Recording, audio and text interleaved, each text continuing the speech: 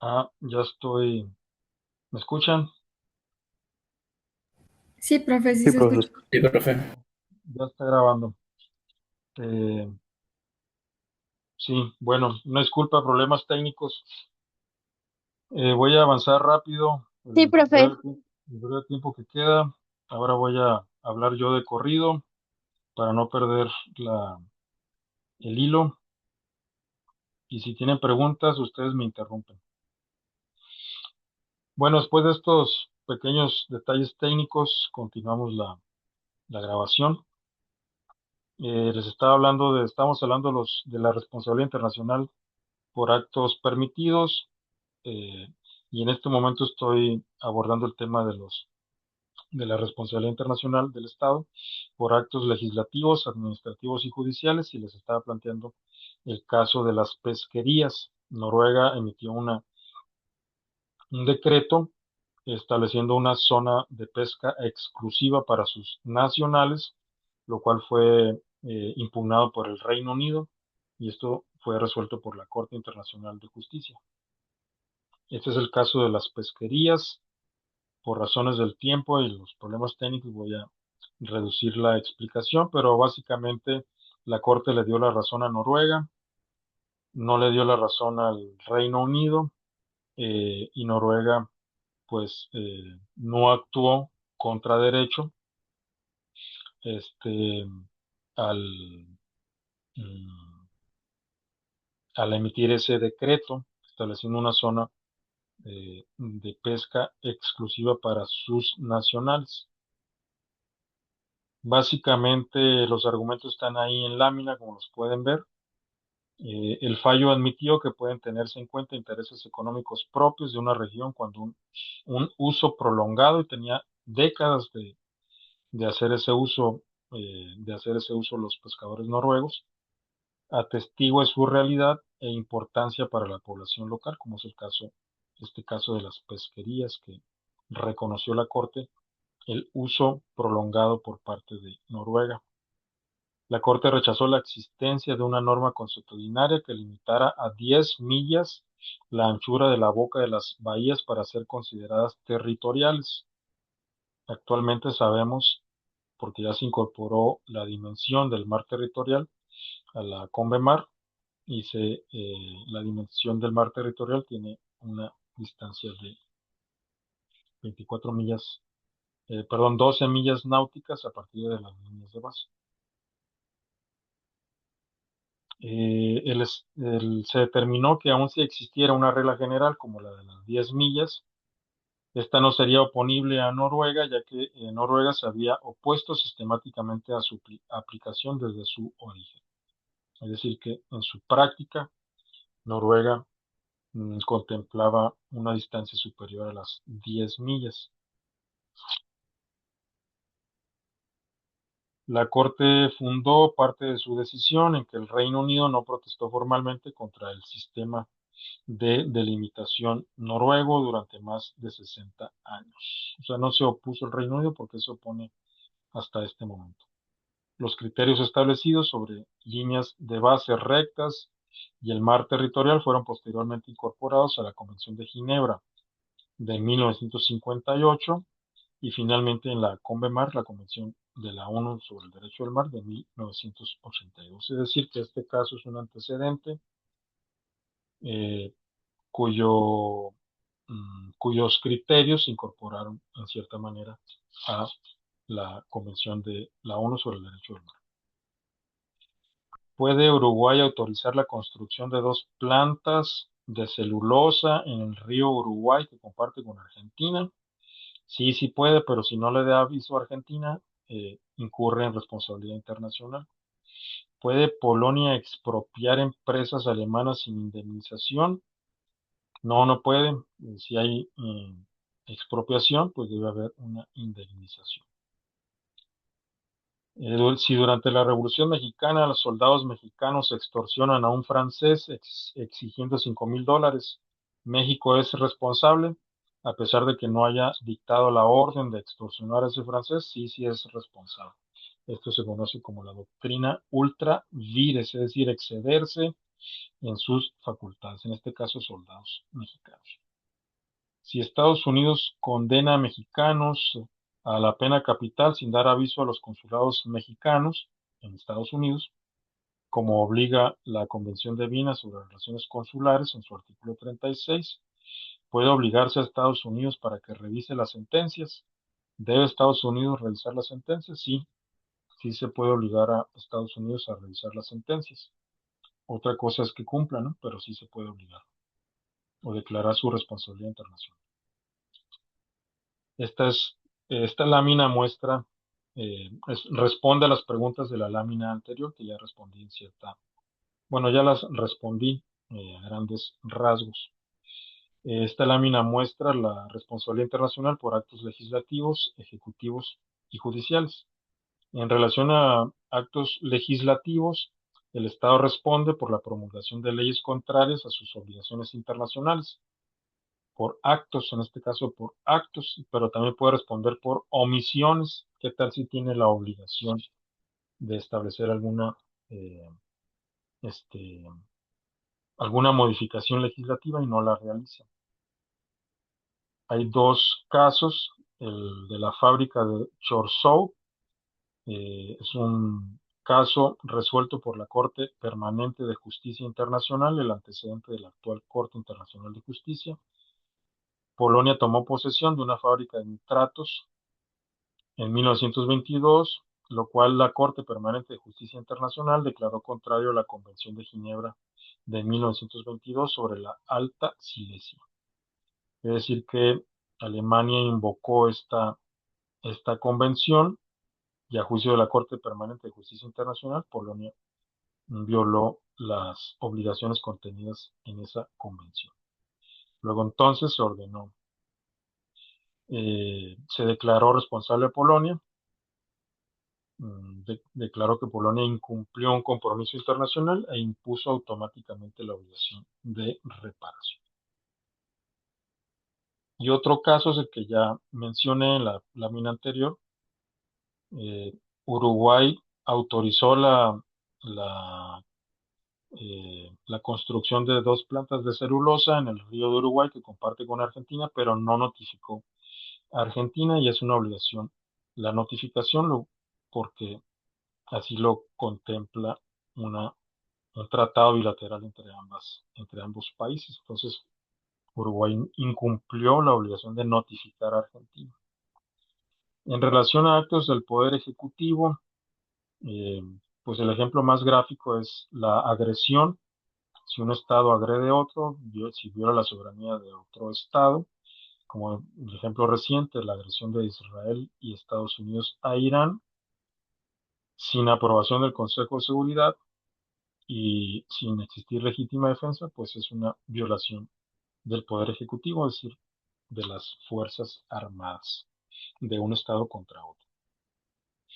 Pero también, como ya mencioné, si unos soldados mexicanos en la Revolución Mexicana extorsionan a un francés, haciéndose valer de su eh, carácter de militares, aquí aplica la doctrina conocida como ultra vires, es decir, excederse en las facultades. Una cosa es ser soldado mexicano y otra cosa es que como soldado mexicano realices un acto ilícito, en este caso una extorsión. A este se lo conoce como caso Caire, así se llamaba el francés. Militares mexicanos extorsionaron y asesinaron a un francés. Un oficial y dos soldados de las fuerzas que controlaban México exigieron al ciudadano francés la entrega de $5,000 en oro bajo amenaza de muerte. Ante la imposibilidad de pagar por parte del francés, lo detuvieron y asesinaron a tiros estos militares. Una comisión de reclamaciones, que es parecido a una comisión arbitral, aunque no es una comisión arbitral, sino una comisión eh, establecida por México y Francia, que se le conoce como comisión de reclamación. México tiene experiencia, tiene práctica en establecer comisiones de reclamaciones. Decidió que los estados no pueden evadir su responsabilidad, alegando que sus funcionarios no estaban autorizados para cometer el ilícito. Y aquí aplica la doctrina de ultravires de excederse en las facultades. Aunque el Estado mexicano no ordenó a los soldados extorsionar al francés, eh, no obstante, por la doctrina ultravires, México es responsable. Y en actos del Poder Judicial surge responsabilidad por sentencias que violen tratados o costumbres internacionales. La figura central es la denegación de justicia, que ocurre cuando se niega el acceso a tribunales o un retraso injustificado, o eh, como es en el caso Avena, un caso que ganó México ante la Corte Internacional de Justicia en contra de los Estados Unidos. Si nos preguntamos si le hemos ganado a los Estados Unidos en algo, pues les hemos ganado no solo en fútbol, sino también ante la Corte Internacional de Justicia. El caso Avena, en el caso Avena, la Corte de los Estados Unidos desconoció una sentencia de la Corte Internacional de Justicia. Ganamos, pero Estados Unidos desconoció esa sentencia de la Corte Internacional de Justicia, que básicamente, ¿en qué consiste el caso Avena?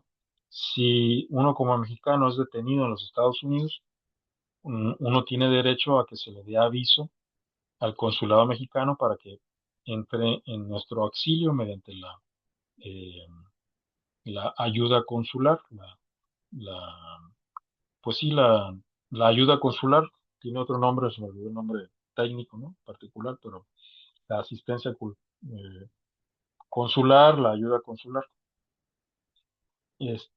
Máxime si estoy en riesgo de sufrir la pena capital, como está permitido en varios estados de los Estados Unidos, Texas, por ejemplo. Si Estados Unidos me detiene y no le da aviso al consulado, pues hay una infracción a la Convención de Viena sobre Relaciones Consulares. Pues eso fue lo que invocó México ante la Corte Internacional de Justicia. La Corte nos dio la razón, declaró responsable a Estados Unidos, y luego entonces obligó a Estados Unidos a revisar la sentencia.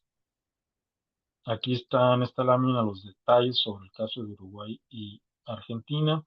Uruguay eh, violó una obligación internacional al no dar aviso a Argentina, permitiendo la construcción de esas plantas de celulosa, y se declaró responsable a Uruguay.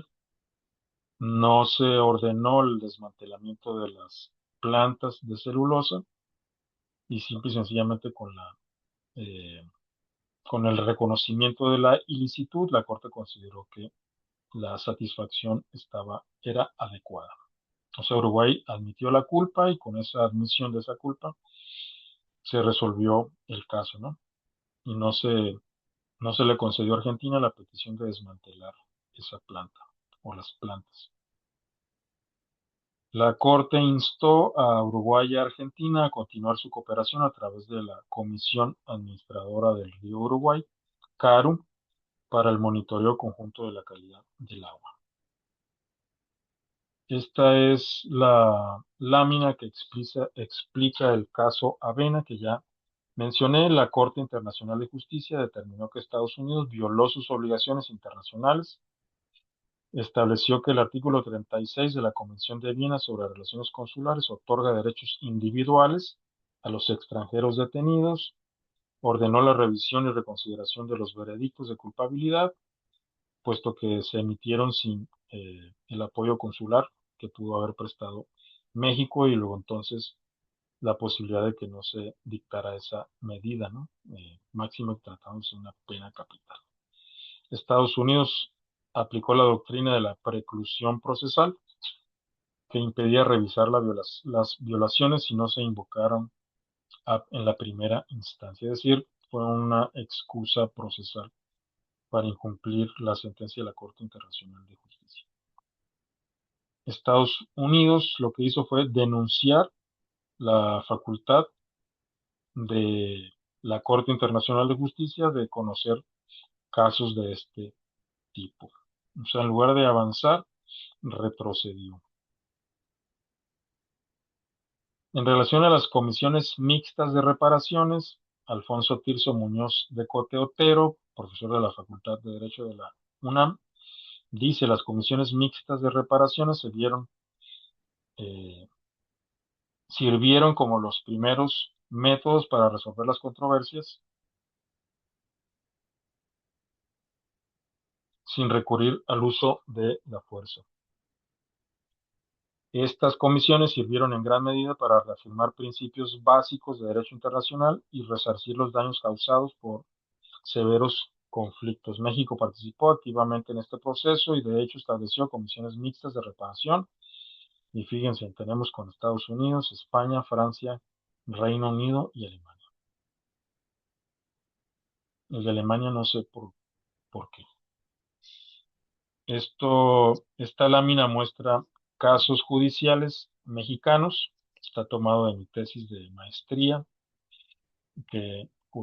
pueden acceder a mi tesis de maestría en ese enlace que está ahí en lámina. El primer caso, el caso de Ricardo Miguel Cavallo, alias Sérpico. La Corte convalidó la extradición a España por delitos de genocidio a un presunto responsable de genocidio y terrorismo, un argentino residente en México. Aquí se le detuvo a petición porque se solicitó su extradición por un juez, el juez Baltasar Garzón, que cobró fama cuando solicitó la extradición de Pinochet, que se encontraba en Inglaterra. Inglaterra negó la extradición a España para ser enjuiciado a Pinochet por crímenes de lesa humanidad, genocidio, etcétera, ¿no? La dictadura chilena que dio muerte al presidente eh, electo socialista Salvador Allende.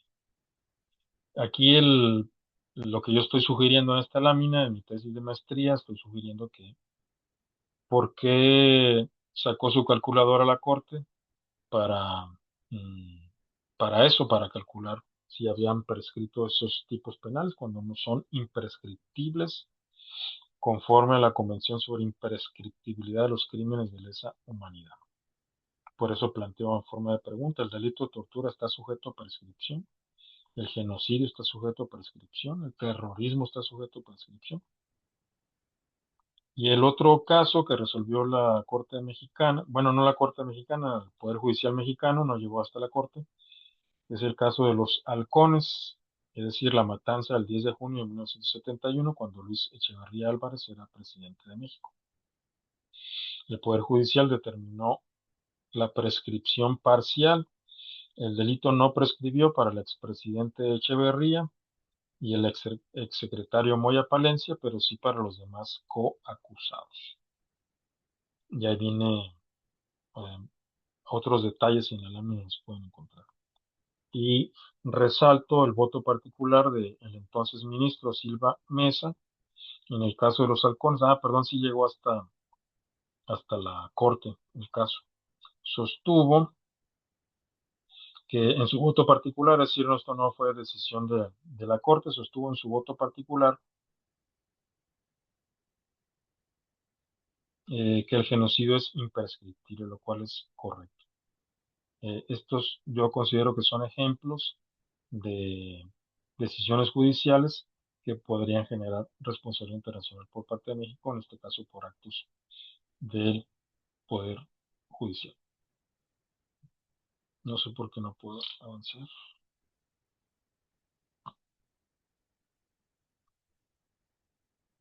Y bueno, perdón que me haga publicidad, aquí es una captura de pantalla de mi tesis de maestría que pueden encontrar en tesis 1. Está obligado México a abolir cualquier norma de prescripción para delitos como genocidio y de lesa humanidad que exista en su derecho interno. Sí, sí está obligado. Y así lo establece la Convención sobre la Imprescriptibilidad de Crímenes de Lesa Humanidad de 1968. En sus artículos 3 y 4 obliga a los estados, parte de esta convención, entre ellos México, a abolir cualquier norma de prescripción que exista en su derecho interno. De lo contrario, puede haber responsabilidad internacional. Alguien tiene que activar esa responsabilidad internacional. De momento, ningún otro estado que no sea México ha activado esta posibilidad de responsabilidad internacional por parte de México. Y aquí está la convención en los artículos 3 y 4 y básicamente el que está subrayado en rojo, que establece las medidas Los estados deben tomar las medidas legislativas o de otra índole que fueran necesarias para que la prescripción de la acción penal o de la pena establecidas por ley o en otro modo no se aplique a los crímenes mencionados en los artículos unidos, es decir, crímenes de guerra, eh, crímenes de lesa humanidad, genocidio, violación, apartheid, así como violaciones graves a las convenciones de Ginebra de 1940. México es responsable por desaparición forzada. Hay una discusión en estos días sobre este tema. Unos dicen que sí, otros dicen que no. ¿Qué dice la convención? Las convenciones de las que México es parte, una emanada de la ONU y la otra emanada de la OEA o del Sistema Interamericano. En primer lugar, pues definen de forma similar la desaparición forzada. Es la privación de la libertad por agentes del Estado o grupos con su apoyo o aquiescencia. Es una definición muy similar entre ambas convenciones. En la Convención Interamericana sobre Desaparición Forzada establece que la práctica sistemática constituye un crimen de lesa humanidad, o sea, práctica sistemática de desaparición forzada. La ONU, la Convención de la ONU, también establece que una práctica generalizada o sistemática constituye crimen de lesa humanidad, que es lo que se está discutiendo en estos días por el Comité de Desaparición Forzada de la ONU, que eh, forma parte del Alto Comisionado de las Naciones Unidas. No se puede invocar estado de emergencia, que nosotros en nuestra Constitución lo contemplamos en el artículo 29. El plazo debe ser, perdón, la Convención Interamericana establece que la desaparición forzada es un tipo penal imprescriptible. La Convención de la ONU dice que no obliga a la imprescriptibilidad, sino que el plazo de la prescripción debe ser prolongado y proporcional a la gravedad del delito.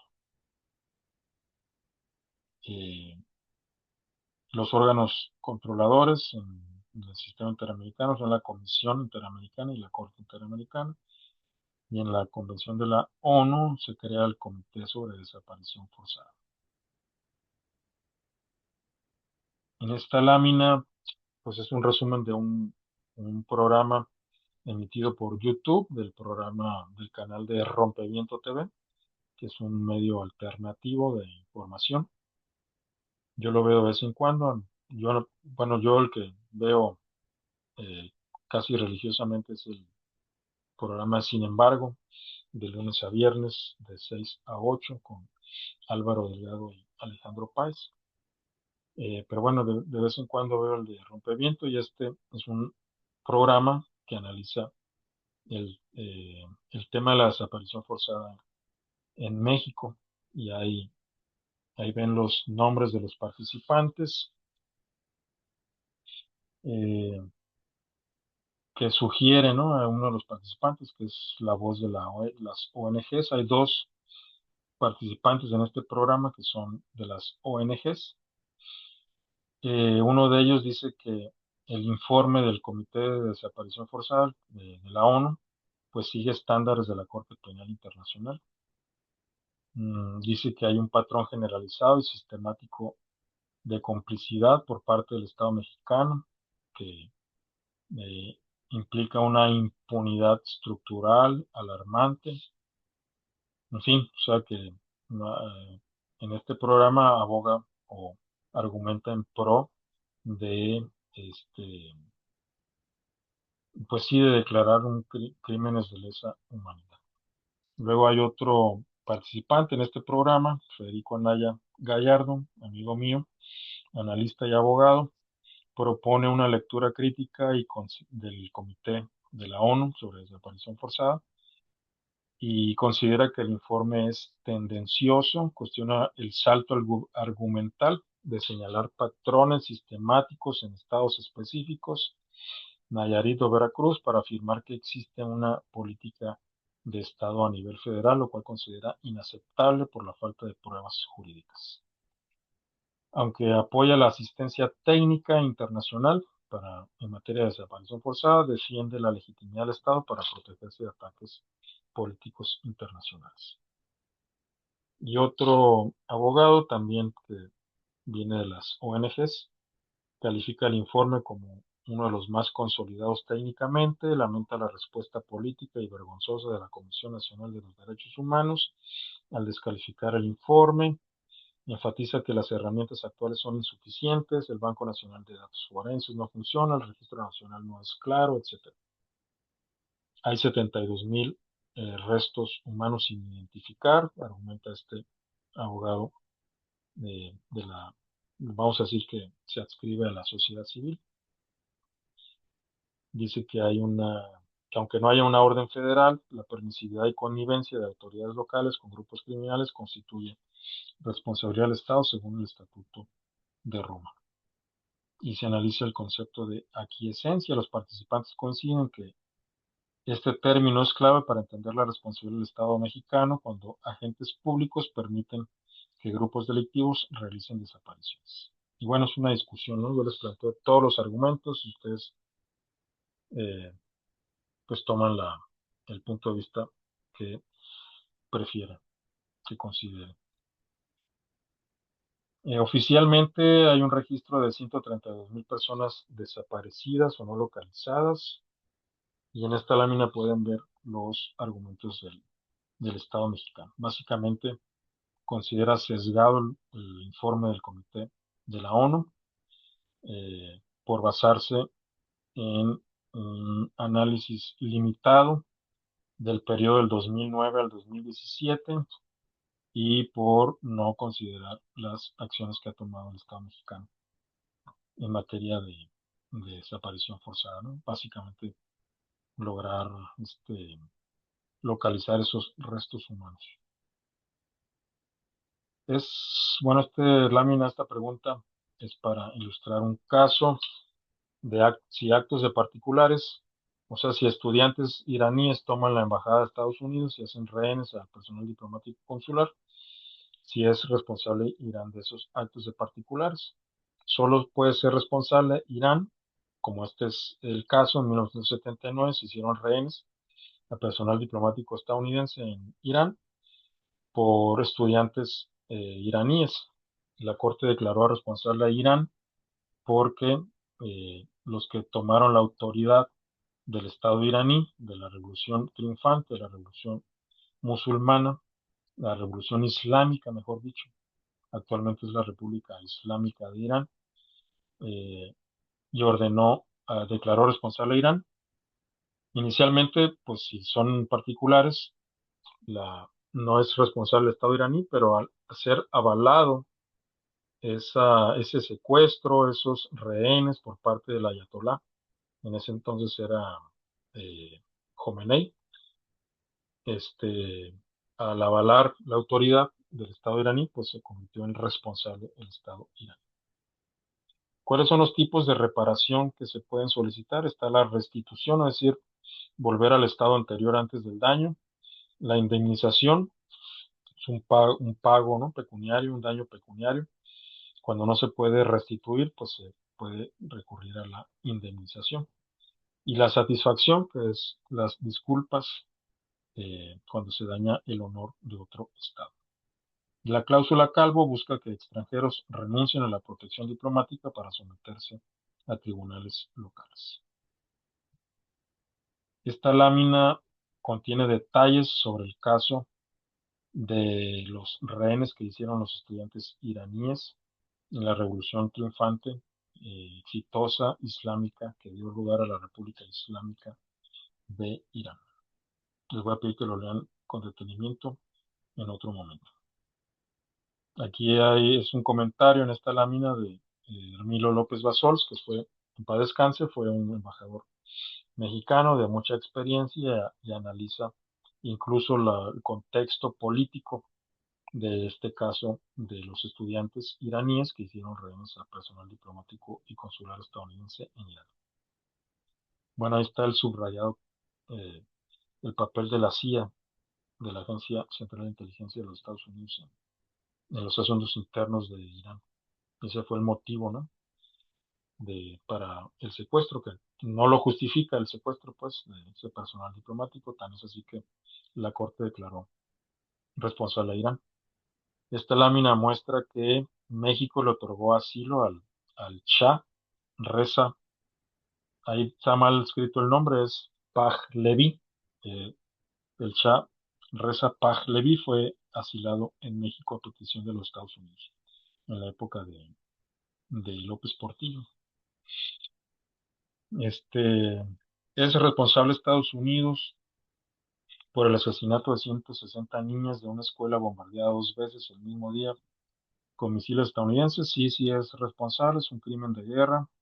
Esto nos lleva al artículo 2, numeral 4 de la Carta de la ONU, que prohíbe el recurso a la amenaza o al uso de la fuerza contra la integridad territorial o independencia política de cualquier Estado. Un ejemplo de ello es la invasión de Estados Unidos a Irak, que se realizó sin consentimiento del Consejo de Seguridad y sin existir legítima defensa, invocando que Irak tenía armas nucleares, lo cual nunca se demostró. Esto es un post la, en la, en la red social antes llamada Twitter, hoy X, son las imágenes de las niñas martirizadas, hace el lenguaje que se utiliza en Irán, martirizadas por los ataques de Estados Unidos a Irán. Esta lámina muestra los tipos penales que conoce la Corte Penal Internacional: genocidio, crímenes de lesa humanidad, crímenes de guerra y crimen de agresión. Yo me pregunto si el Comité de Desaparición Forzada no podría también prestarle atención a lo que está ocurriendo en estos lugares, ¿no? En Gaza, en Palestina, etcétera. Estados Unidos es parte del Estatuto de Roma de la Corte Penal Internacional. No, no es parte del Estatuto de Roma. México sí es parte, Venezuela es parte, Ucrania firmó, pero no ha culminado su ingreso a la Corte Penal Internacional. Canadá es parte, Sudáfrica es parte, y todos los estados que ustedes ven ahí divididos este, por continente. Y con esto vamos por terminada la sesión del día de hoy. Gracias por su paciencia. Les robé un minuto de, de después de terminada la hora, ¿no? Y aquí voy a dar por terminada la grabación.